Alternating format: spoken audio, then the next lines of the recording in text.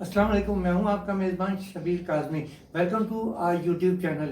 हमारी आज की गुफ्तगू का मौजू पाकिस्तान में मौजूद रिफाइनरीज के बारे में है और इसका जो बॉटम लाइन है, how to save these refineries from virtual bankruptcy.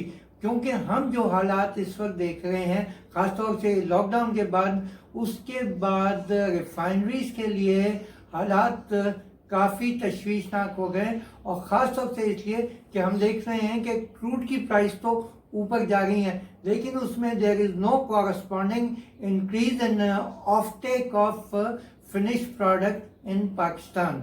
अच्छा, इस स्टोरी को करने के ऊपर जो आज मुझे ख्याल आया वो इसलिए कि कल मेरे पास एक यूएसए की रिपोर्ट आई थी जिसमें उन्होंने ये बताया कि इस वक्त यूएसए में मौजूद रिफाइनरी जो है उनका सबसे बड़ा प्रॉब्लम ये है कि क्रूड की प्राइस तो ऊपर जानी शुरू हो गई, लेकिन ऑफ टेक बढ़ता दिखाई नहीं दे रहा, और अगर ऑफ टेक नहीं बढ़ेगा तो उनके लिए मसले होंगे। तो इसी बेसिस पे आज हमने अपनी स्टोरी ये पाकिस्तान रिफाइनिंग सेक्टर पे की। इसमें जो पहली चीज़ हम देखते हैं कि पाकिस्तान में जो रिफाइनरीज हैं, जो मैंने अपने पिछले एक प्रोग्राम में कहा था कि ये आउटडेटेड हो चुकी हैं और इनको बहुत ज़्यादा ज़रूरत है कि इनको अपग्रेड किया जाए। इसमें पहली चीज़ जो हम देखते हैं कि वो कब स्टैब्लिश की गई।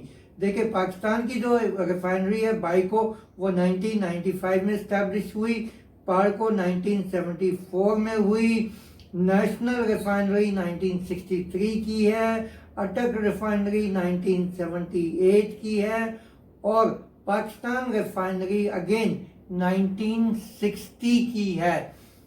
ये तो इनका ईयर ऑफ स्टैब्लिशमेंट है जो बताता है कि इसमें जो कुछ टेक्नोलॉजी उस वक्त डिप्लॉय की गई थी वो काफ़ी आज आउटडेटेड हो चुकी है और हमारी रिफाइनरीज नहीं इफेक्टिवली काम करें। अब दूसरा पॉइंट जो सामने आता है वो ये है कि ये रिफाइनरीज सिर्फ 3 प्रोडक्ट प्राइमरीली बना रही हैं, जिसको हम कहेंगे जो हाई स्पीड डीजल, जो HSD कहलाता है, ट्रांसपोर्ट में इस्तेमाल होता है, मोटर स्प्रिट या जिसको हम आम जबान में पेट्रोल कहते हैं, और तीसरा फर्नेस ऑयल। इन तीनों प्रोडक्ट का अगर हम एग्रीगेट लें तो ये 94% ऑफ टोटल प्रोडक्शन है। इसका मतलब कि बाकी प्रोडक्ट 6% हैं जो बहुत नॉमिनल है। अच्छा, अब हम एक और चीज़ देखते हैं कि पाकिस्तान में जो रिफाइनरीज हैं या पाकिस्तान में जो इंडिजिनस प्रोडक्शन है वो किस हद तक है। क्रूड लोकली प्रोड्यूस सिर्फ 35% रिफाइनरीज की डिमांड को मीट करता है। मोटर स्प्रिट जो है वो टोटल डिमांड का लेस देन 40% है। डीजल जो है अराउंड 35% है। तो ये तो लोकल डिमांड को जो मीट करती हैं रिफाइनरीज।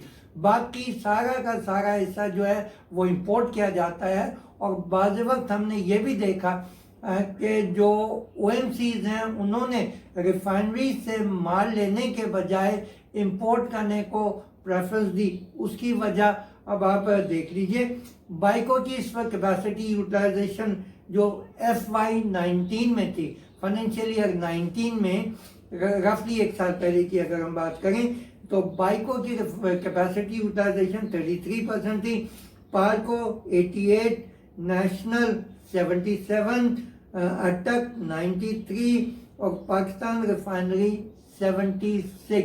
इसका मतलब ये है कि हम आज भी अपनी जो रिफाइनरीज हैं उसको फुल कैपेसिटी यूटिलाइजेशन पे, या बेहतर लफ्ज़ होगा ऑप्टिमम कैपेसिटी यूटिलाइजेशन पे नहीं चला सकते। इसमें सबसे तकलीफ दे हुकूमत की एक पॉलिसी है कि पहले पाकिस्तान में ज़्यादातर IPP जो लगाए गए वो फर्नेस ऑयल के ऊपर लगाए गए। अब हुकूमत ने जब से कतर के साथ LNG का मुआहदा किया तो अब पावर प्लांट्स को ये इंस्ट्रक्शंस है कि वो ग्रेजुअली अपनी ऑफ टेक फर्नेस ऑयल की कम करें।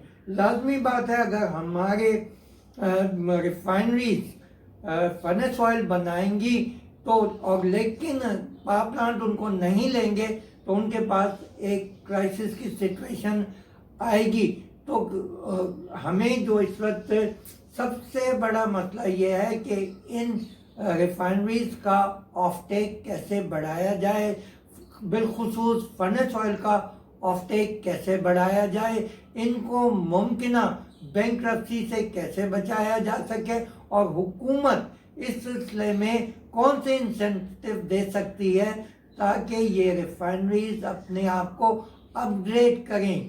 دیکھیے ابھی تو صرف میں ریفائنریز کی بات کر رہا ہوں, لیکن ایک چیز جہاں میں اپنی گفتگو ختم کروں گا کہ پاکستان میں سب سے بڑا مسنگ لنک جو آج 50 سال ہو گئے اس کے اوپر گفتگو ہم کو سنتے ہوئے, وہ ہے نیفتا کریکر.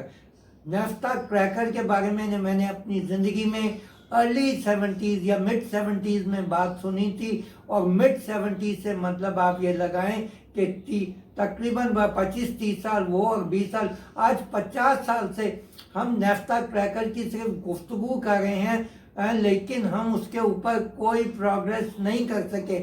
اگر پاکستان میں اپنی انڈسٹری کو, ریفائننگ انڈسٹری کو ایفیشینٹ کرنا ہے تو اس کو اپ گریڈ کرنا ہوگا.